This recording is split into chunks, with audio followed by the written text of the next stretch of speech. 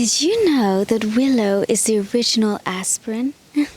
The bark of all willow species contains salicin that the body transforms into salicylic acid, and this is a substance that eases pain and discomfort. Now you can make a decoction of the dried bark, or you can also make a tincture with the fresh bark and twigs.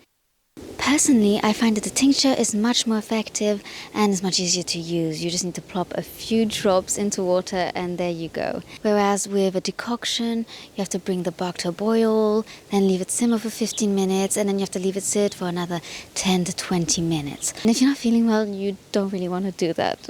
So you use these preparations just as you would use aspirin. So if you have a cold, you have flu, you have headaches, toothaches, joint pain, fever, arthritis, that kind of thing. Now in this video, I'm going to concentrate on making the tincture.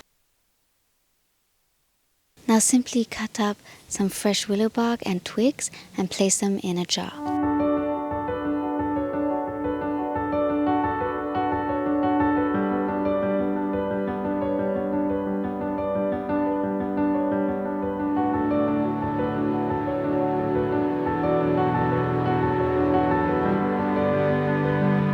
Then you want to pour alcohol to the top of the jar. Now you'll want to use a 50% alcohol. So that could be, for example, vodka, brandy, gin, or rum.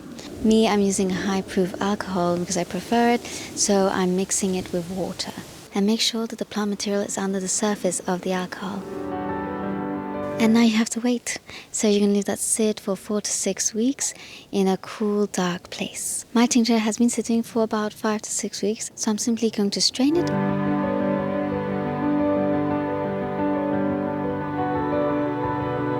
And there you go, it's all ready to be used. Have you seen how simple it is? Incredible. I mean, making your own medicine is so important and so empowering. I won't mention any names, but we all know who is behind the aspirin production, and that is a bit scary. So the best thing to do is stay healthy, eat healthy, and make your own medicine.